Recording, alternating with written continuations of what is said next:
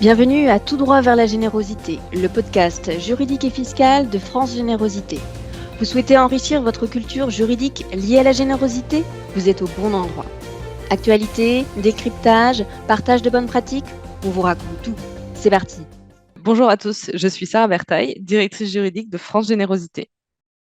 Bonjour Sarah, bonjour à tous. Je suis Anouk Marchalon, collaboratrice juridique chez France Générosité. Aujourd'hui, dans notre podcast, nous vous proposons de parler du répertoire des représentants d'intérêt.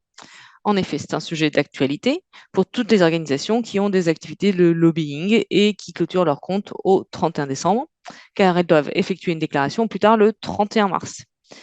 C'est la loi du 9 décembre 2016 relative à la transparence, à la lutte contre la corruption et à la modernisation de la vie économique, dite loi Sapin 2, qui institue donc un répertoire numérique public des représentants d'intérêt auprès des pouvoirs publics. Donc ce répertoire, il est tenu par la Haute Autorité pour la transparence de la vie publique, en abrégé HATVP. L'objectif de ce répertoire public, c'est vraiment d'informer les citoyens sur les relations entre les représentants d'intérêt, aussi appelés lobbies, et les responsables publics lorsque sont prises des décisions publiques. Ce répertoire, il doit permettre de mieux connaître et de mesurer l'impact de la représentation d'intérêt sur le processus normatif, c'est-à-dire sur le processus d'élaboration des lois, des règlements, etc. La loi, elle réglemente l'entrée en contact des lobbies avec les responsables publics. Les organisations dont les salariés, les membres ou encore les représentants exercent une activité d'influence, c'est-à-dire une activité de représentation d'intérêt, sont ainsi soumises à certaines obligations. Mais alors, qui sont les représentants d'intérêt? Donc, que l'on soit une personne morale ou une personne physique, dès lors qu'on communique de manière régulière dans le cadre de son activité avec des responsables publics et dans le but d'influer sur la décision publique, notamment sur le contenu de loi ou d'un acte réglementaire, on est représentant d'intérêt. Anouk, peut-être peux-tu nous préciser ces deux critères? Oui, tout à fait.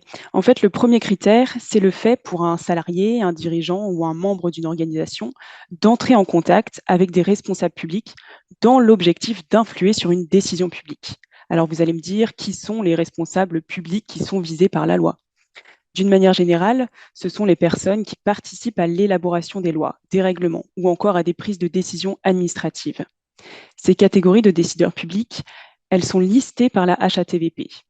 À titre d'exemple, sont notamment concernés les collaborateurs parlementaires, les membres du gouvernement et leurs équipes, les préfets ou encore les directeurs d'établissements publics. Alors notez bien que depuis le 1er juillet 2022, il y a des nouvelles catégories de décideurs publics qui sont visés par la loi.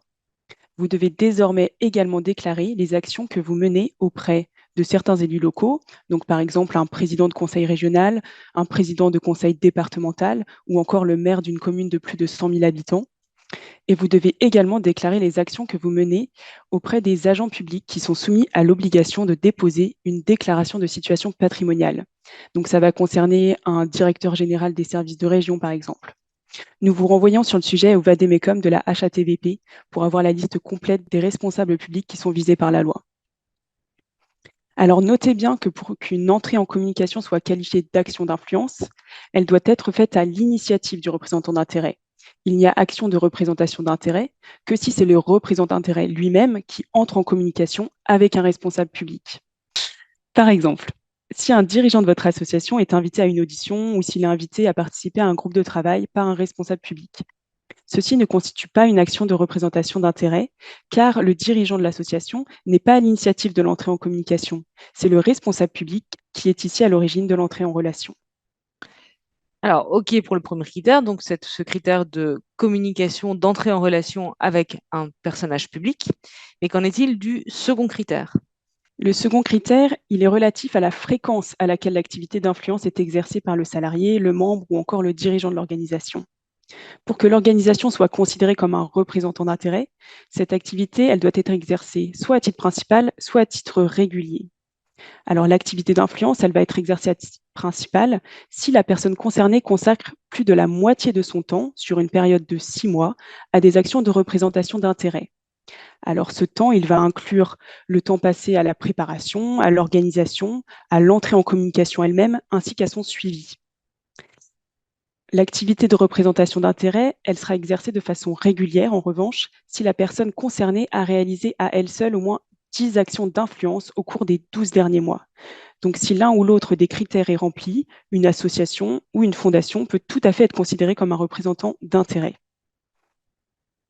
Alors, à ce jour, il y a 2600 représentants d'intérêt qui sont enregistrés sur le répertoire numérique et 20,5% d'entre eux sont des associations et des fondations. Prenons quelques exemples concrets. Mon association emploie un chargé d'affaires publiques ou un responsable plaidoyer. Mon organisation entre automatiquement dans le champ de la réglementation puisque l'un de mes employés exerce des actions de représentation d'intérêt à titre principal. Si le président de ma fondation échange au moins 10 emails dans l'année avec des responsables publics, un député, un membre du gouvernement, en vue d'influer sur la politique environnementale, mon organisation entre également dans le champ de la réglementation, puisque l'un des dirigeants exerce des actions d'influence à titre régulier. Et alors, si je remplis ces critères, quelles sont mes obligations ? Dès lors que vous exercez une activité de lobbying, vous devez vous inscrire dans les 2 mois qui suivent le début de cette activité sur un répertoire numérique. Vous transmettrez à cette occasion les informations suivantes. L'identité des dirigeants et des personnes physiques qui sont chargées des activités de représentation d'intérêt au sein de votre organisation, le champ de vos activités de représentation d'intérêt, ainsi que les organisations professionnelles ou syndicales ou les associations en lien avec les intérêts représentés auxquels vous appartenez. Alors, en plus de cette obligation d'inscription, vous devez chaque année déclarer l'ensemble de vos actions de lobbying auprès de la HATVP. Comme rappelé en introduction, cette déclaration, elle doit être faite dans les 3 mois de la clôture de vos comptes, donc c'est-à-dire avant le 31 mars pour des comptes qui vont être clôturés au 31 décembre. Cette déclaration, elle doit être faite par le biais du téléservice mis en place par l'HATVP. On vous mettra le lien sur la page dédiée à ce podcast sur notre site internet. Alors, que devez-vous déclarer ? Chaque année, vous devez déclarer les objectifs poursuivis par les actions de représentation d'intérêt, le type de décision publique sur lequel vous tentez d'influer, le type d'actions de représentation d'intérêt qui ont été menées, donc c'est-à-dire la modalité d'entrée en communication, un email, un rendez-vous, etc., ainsi que les catégories de responsables publics avec lesquels vous êtes entré en communication. Si on reprend notre exemple du président de l'association qui contacte des députés pour faire évoluer la politique environnementale, eh bien l'association va remplir une fiche d'activité en indiquant « J'ai contacté 10 députés par email dans le cadre des discussions sur telle loi ». Donc, on l'aura compris, on ne peut que recommander de mettre en place des outils de suivi de nos activités de lobbying afin de faciliter cette déclaration annuelle. Par exemple, vous pouvez envisager la création d'un tableau qui va lister les mails que vous avez pu envoyer, les rendez-vous que vous avez pu mener. Notez toutefois que vous ne devez pas nommément désigner vos interlocuteurs, mais indiquer la catégorie de responsables publics à laquelle ils appartiennent. Alors, ne vous inquiétez pas, le site de la HATVP est très bien fait et on vous renvoie à de nombreux documents pratiques qui s'y trouvent. On vous met également le lien sur notre site internet et bien entendu, on est à votre disposition également pour en discuter.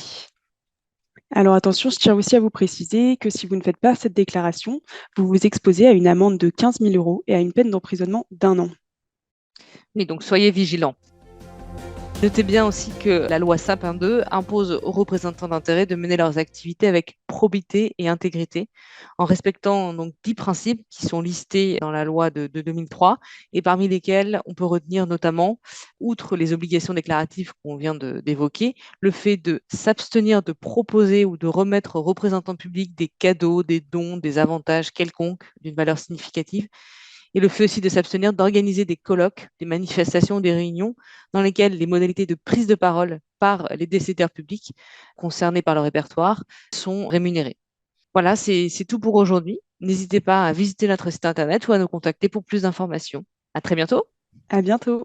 Merci d'avoir écouté ce podcast. Retrouvez sur notre site francegénérosité.org toute l'actualité juridique et fiscale du secteur de la générosité et sur l'espace membre, des fiches pratiques, des études et d'autres ressources complémentaires. À bientôt!